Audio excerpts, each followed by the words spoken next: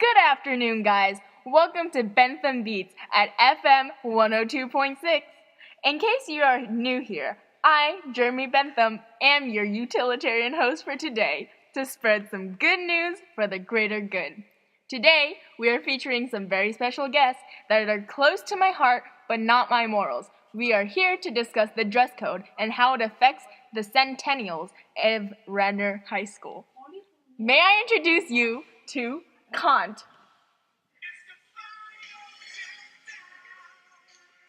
Hello, everybody. My name is Emmanuel Kant. I hope your day has been going well. I believe that whether an idea is moral or not should be based on the motive. I believe that the categorical imperative is the morally correct idea. Thank you. Now to introduce Socrates. Hi, I'm so thrilled to be here today. I'm here to talk about the huge importance of the social contract, as well as when it is acceptable to break rules, particularly in our case here of the dress code. Speaking of dress codes, did you guys hear about the girl that dressed up for her birthday? No, what happened?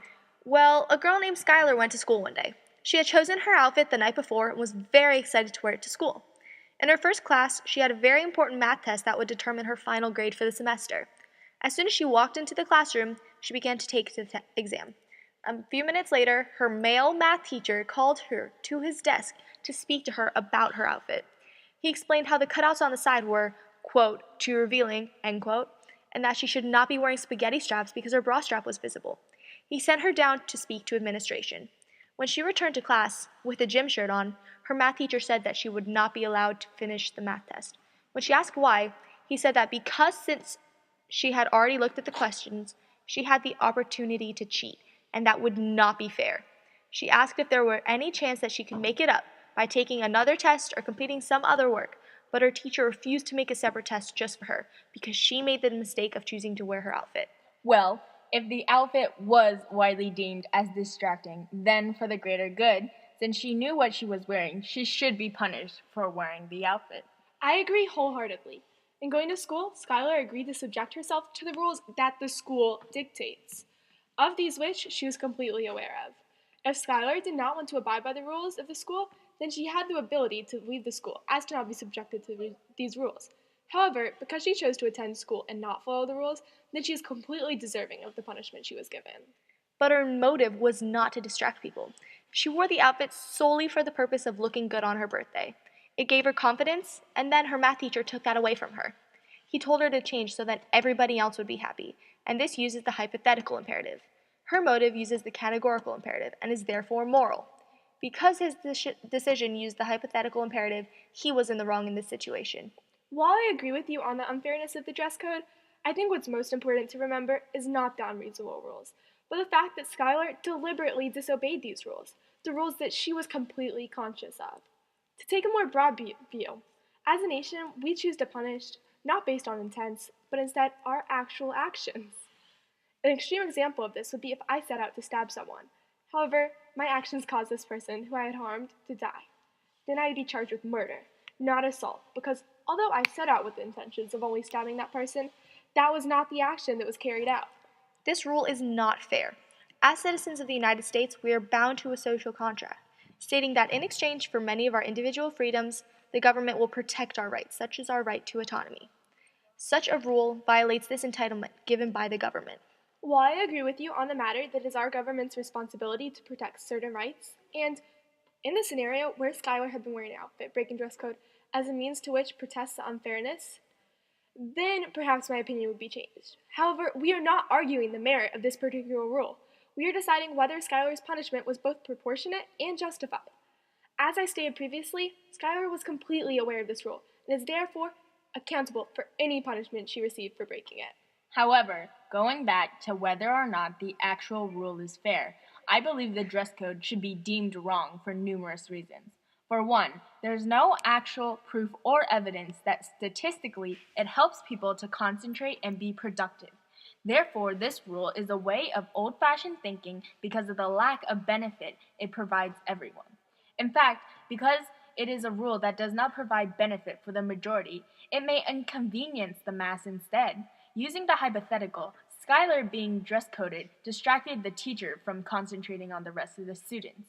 As such, Skylar is given more attention for violating the dress code, Why should one child be given more attention than the others because of her clothes?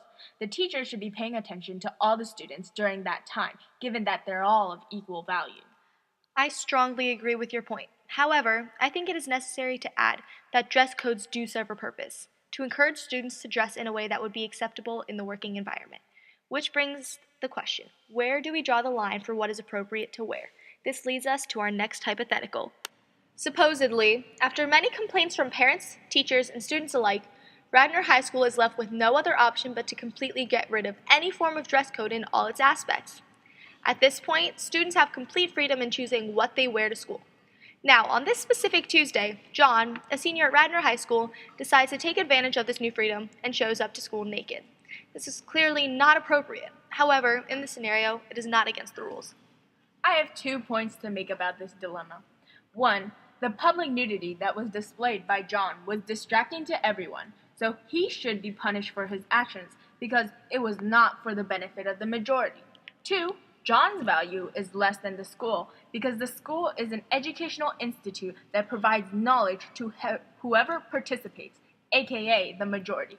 In such way, to appear naked is a sign of disrespect to those participants and hinders the productivity of the majority.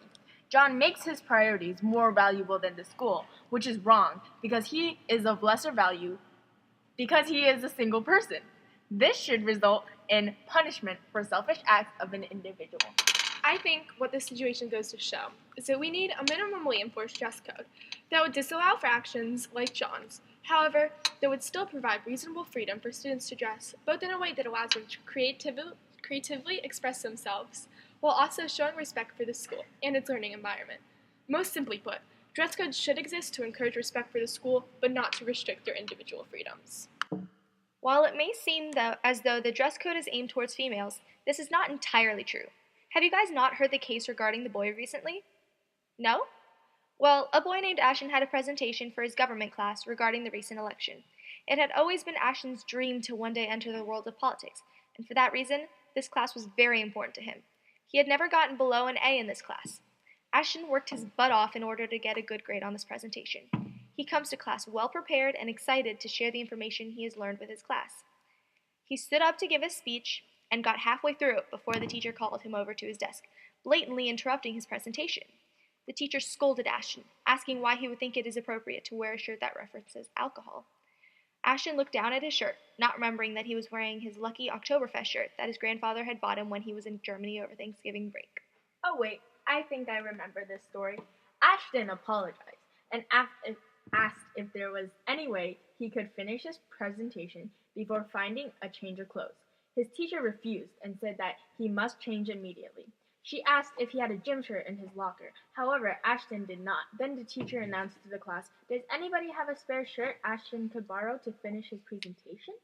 At this point, Ashton was clearly embarrassed, and the rest of the class was anxious to hear him finish his report. Unfortunately, nobody had a shirt they were willing to spare.